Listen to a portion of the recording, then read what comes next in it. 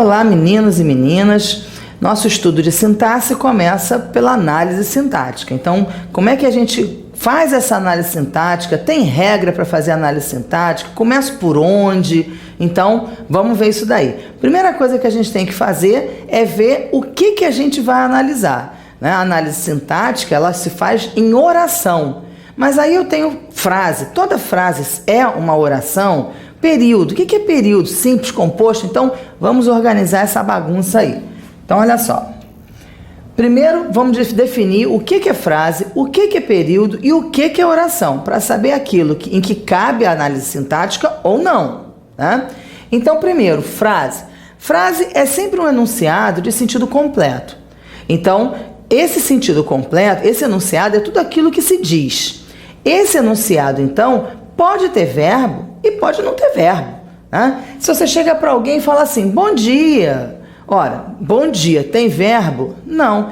Ah, mas aí está implícito um verbo, tomara que você tenha um bom dia. Mas não está escrito não. Então, o implícito, o outro, o interlocutor, subentende. Mas as palavras, gramaticalmente falando, no texto escrito, tem o quê? Um adjetivo e um substantivo. Não tem verbo. É uma frase nominal. Nas frases nominais, a gente não faz análise sintática, porque a análise sintática se faz em relação aos termos de uma oração. Então, eu não posso dizer, por exemplo, que esse bom é adjunto adnominal de dia, porque isso não é uma oração, tá? Mas eu posso dizer que isso daqui existe aqui uma articulação entre um termo que é modificador, que é o bom, e um substantivo, que é o dia, tá?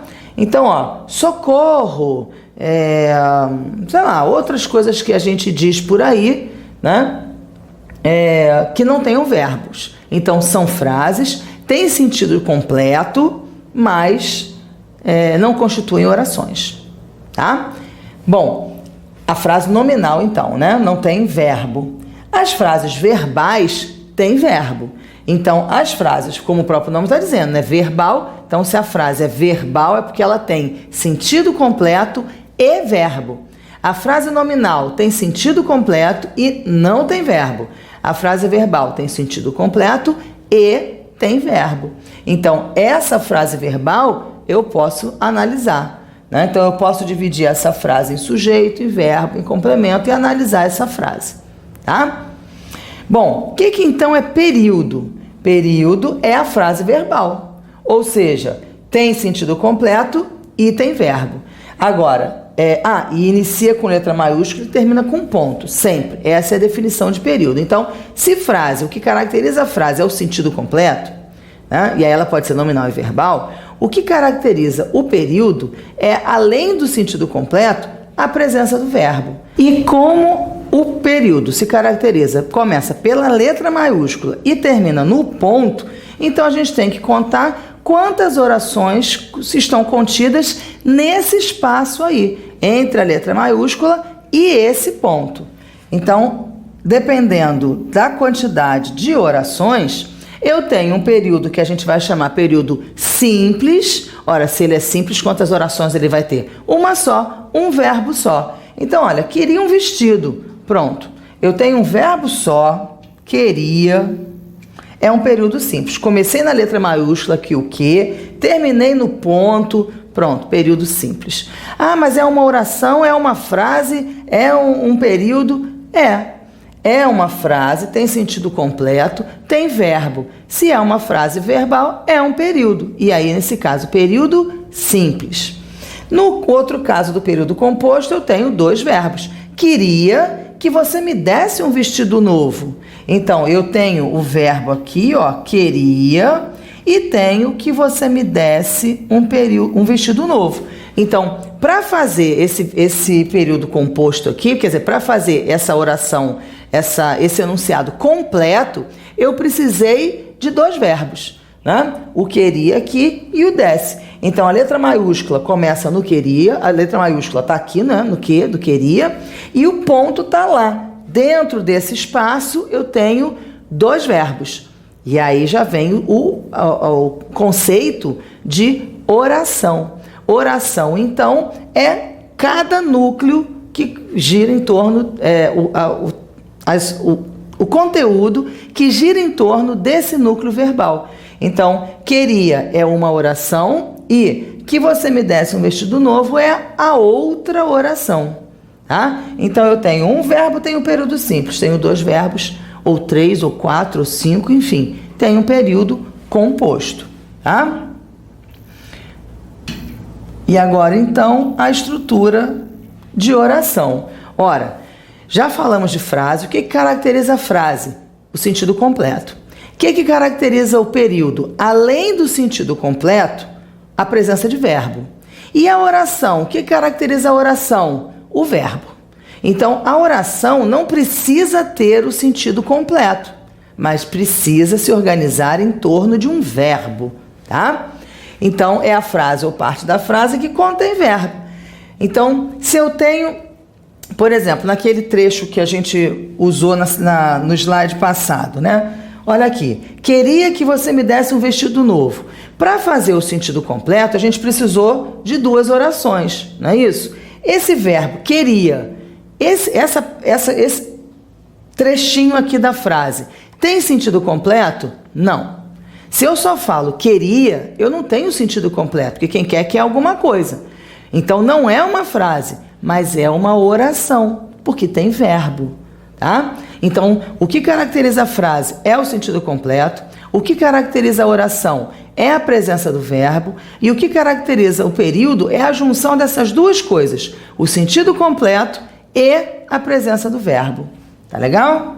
Bom, a oração, então, tem uma estrutura de base.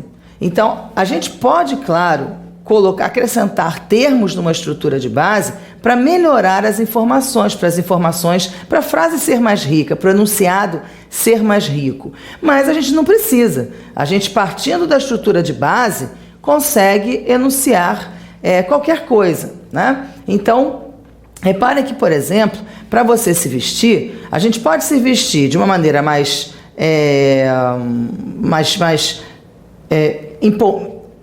empolada não é discurso, né? A gente pode se vestir de uma maneira mais requintada ou não, né? E a gente vai estar vestido de qualquer maneira. Então, a questão dos termos da oração tem a ver em relação a isso também. Nós temos uma estrutura de base. E aí, nessa estrutura de base da oração, a gente pode acrescentar outros termos, né? Os termos acessórios, a gente pode enfeitar, né, a frase, a oração, para que ela fique com mais elementos, né, distintivos em relação a qualidades, em relação a circunstâncias. Mas, tirando esse floreio todo, o que fica? O sujeito, o verbo e o complemento. Essa é a estrutura de base da oração. Então, na ordem direta, a estrutura de base da oração vai ser um sujeito, um verbo e um complemento. Sujeito, verbo e complemento. Essa é a estrutura de base da oração, tá? Agora, é claro que vai ter oração que não vai ter complemento. Por quê? Porque o verbo não vai pedir esse complemento. São os verbos intransitivos, né? Mas a gente sempre tem que partir da possibilidade de pegar a oração e já dividir em 3 termos, tá? Então, primeira coisa que a gente tem que fazer para começar a análise sintática é ir no verbo. Aí o verbo vai me dizer se aquela frase está na voz ativa ou na voz passiva, porque dependendo se o verbo é um só, se é uma locução verbal com o verbo ser mais particípio, é uma voz passiva. O verbo vai me dizer quem pratica a ação, né? Se eu tenho um sujeito praticando a ação, eu tenho voz ativa. Se eu tenho um sujeito que não pratica a ação, eu tenho voz passiva. O verbo vai me dizer o número desse sujeito, se é singular, se é plural. O verbo vai me dizer se eu tenho um complemento ou não, se eu tenho um adjunto adverbial para completar o sentido e não a sintaxe. Então, a gente precisa ir ao verbo, tá? Pegou a oração que você vai analisar, cadê o verbo? Primeira pergunta que vocês têm que fazer. Pronto, tá ali o verbo. Aí vocês organizem, coloquem na ordem direta. Muitas vezes vocês pegam textos que os termos estão todos embaralhados. O que você tem que fazer? Colocar na ordem direta. Então, pegou a frase, pegou o período, ou pegou a oração, dependendo do que vocês vão analisar, seleciona o verbo, aí coloca na ordem, sujeito, verbo, complemento. Porque se vocês forem começar a analisar na bagunça, o raciocínio de vocês vai tropeçar. Então, olhem só, eu posso ter um sujeito e um verbo intransitivo. Eu posso ter Maria viajou. Não tem o complemento é zero. Mas o complemento é zero porque o verbo não pede, mas ele poderia pedir, né? Se eu digo, Maria comprou um livro, agora eu tenho o sujeito, tenho o verbo e tenho o complemento, tá? Então, a possibilidade sempre, existe, claro, a possibilidade sempre de o verbo não pedir um complemento, né? Ele vai pedir um sujeito, vai pedir um verbo. Existem casos também, são casos restritos, mas existem casos de orações que não têm sujeito. Então, elas vão ter o quê? O verbo e o complemento. Mas, de qualquer maneira, ela vai ter o verbo. Existem casos, por exemplo, fenômenos da natureza, choveu. Não tem sujeito e não tem complemento. A oração é o que então? É só o verbo. Tá? A estrutura de base da oração vai ser só o verbo. Então, na maior parte das vezes, a gente vai ter um sujeito, um verbo e um complemento. Tá? Mas existem situações em que o verbo é intransitivo e aí o complemento é zero. E existem situações em que o sujeito não está expresso, não tá identificado, enfim, não existe um sujeito preenchido, o sujeito é zero, tá? Então, como a gente falou que o que caracteriza a oração é verbo, para ser oração tem que ter verbo. Pode faltar o objeto, pode faltar complemento, pode faltar até o sujeito, não pode faltar o verbo. Por isso que a gente puxa sempre por ele, tá? Maria está satisfeita. Então, olhem só. Eu tenho um sujeito, um verbo e um complemento. Vocês já repararam que os verbos são diferentes, né? Esse verbo aqui é um verbo de ação, comprar. Então, Maria comprou um livro, Maria vendeu um livro, Maria deu um livro, Maria perdeu um livro. São todas ações, né? Então, os verbos que são verbos de ação podem ser classificados entre transitivos e intransitivos e vão ter, receber ou não, os objetos. Agora, esse verbo aqui, está, Maria está satisfeita, esse verbo estar não indica uma ação, indica um estado. Esses verbos que indicam estado ou uma caracterização própria do sujeito são chamados verbos de ligação. Então, a estrutura de base da oração, quando eu tenho o verbo de ação, é sujeito, verbo, complemento, como um sujeito, um verbo que pode ser transitivo direto ou indireto e um objeto, que pode existir ou não, se o verbo for intransitivo. Quando eu tenho o verbo de ligação, a estrutura de base da oração, sujeito, verbo, complemento, vai ser um sujeito, um verbo de ligação e um predicativo do sujeito. Tá? Então, quer dizer, o tipo, a natureza do complemento vai mudar. Porque um livro é um complemento substantivo, não é uma coisa? O livro é uma coisa, é um substantivo, então ele é um objeto. Agora, satisfeita também é um complemento de verbo, mas a natureza dele não é substantiva, é adjetiva, então ele é um predicativo. Tá? Mudam os nomes, mudam as naturezas, mas a estrutura de base da oração permanece a mesma: sujeito, verbo, complemento. Tá? A gente sempre tem que partir para fazer a análise sintática do verbo. E aí a gente vai ver, é o verbo de ligação. Eu já sei qual é o complemento, predicativo do sujeito. Tá?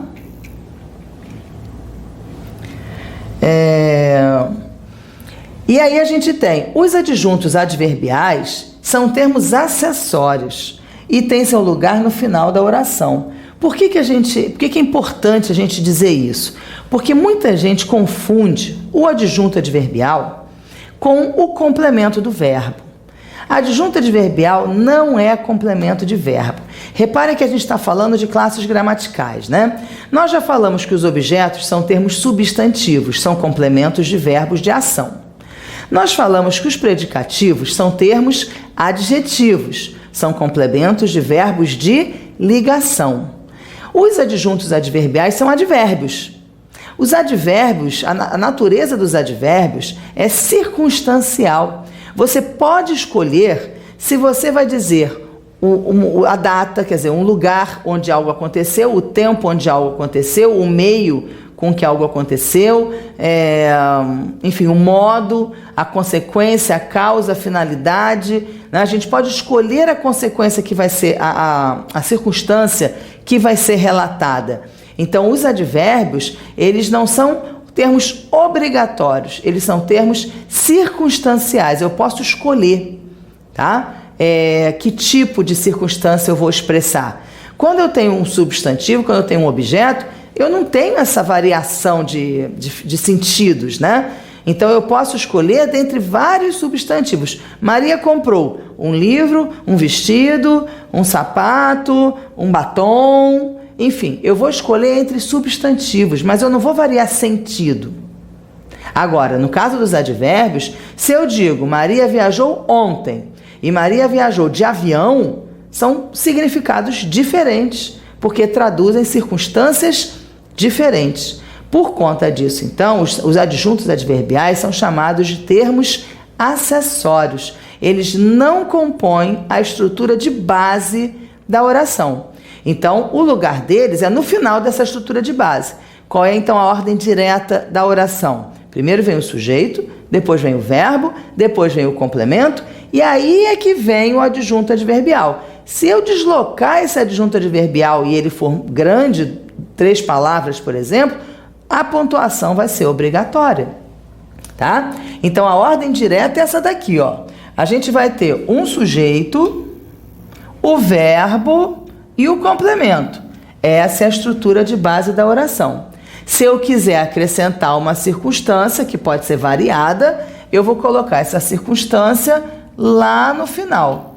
Então, Maria comprou um livro ontem, uma circunstância de tempo. Eu poderia acrescentar uma circunstância de lugar. Maria comprou um livro na feirinha, né, de livros. Poderia acrescentar uma companhia. Maria comprou um livro com João, né?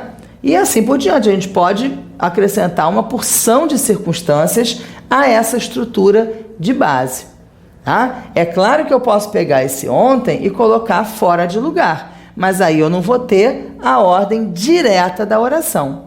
Eu vou ter a ordem indireta ou invertida. Na ordem direta, sujeito, verbo, complemento, adjunto, adverbial. Tá? Então, é o que eu coloquei aqui nessa letra B aqui. A ordem direta ou a ordem inversa ocorre quando qualquer termo for deslocado em relação à ordem direta. Então, na ordem direta, sujeito, verbo, complemento, e se eu tiver adjunto adverbial, o adjunto adverbial, tá? Na ordem inversa, eu posso trocar os termos de lugar. Posso colocar o sujeito depois do verbo, posso colocar o complemento antes do verbo, posso colocar o adjunto adverbial no começo, no meio.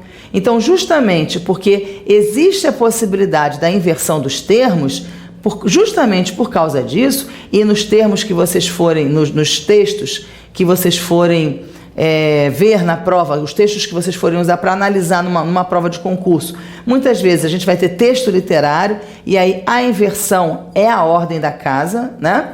Então, o que a gente tem que fazer para facilitar essa análise sintática? Colocar na ordem direta. Primeira coisa, então, que eu vejo é verbo. Eu tenho a frase aqui, ontem Maria comprou o livro. Onde é que eu vou? Verbo. Então, aqui, comprou. Pronto, marquei o verbo. Aí eu já penso, bom, comprou. Quem comprou? Quem comprou é o sujeito. Cadê o sujeito? Está aqui, Maria. Maria comprou. Quem comprou, comprou alguma coisa. Comprou o quê? Um livro. Então, um livro trago para cá. Sujeito, verbo, complemento. Tem coisa sobrando. O que deve ser isso que está sobrando? Um termo acessório, um adjunto adverbial. Aí eu confirmo. Ontem é mesmo. É um termo acessório, é um adjunto adverbial de tempo. Então é assim que a nossa cabeça tem que funcionar, tá? Um livro Maria comprou ontem. Eu posso achar que um livro é o sujeito do comprou? Não, um livro não pode comprar nada. Se fosse voz passiva, o verbo não poderia ser teria que ser verbo ser mais particípio. Um livro foi comprado por Maria. Como o verbo é um verbo só, não é uma locução passiva, eu já sei que a voz é ativa. Então, o sujeito é um sujeito agente da ação, tá? E aí, se você está na dúvida, o que é isso de sujeito agente, voz passiva? Procurem no site, tem aula de voz passiva, de vozes verbais, tá? Então, olha, Maria é o sujeito, comprou o quê? Um livro e quando? Ontem, tá? Então, não tem jeito, vocês vão perder um pouquinho mais de tempo para fazer análise sintática na prova, mas eu tenho certeza que vocês vão errar bem menos, tá legal? Então, até a próxima!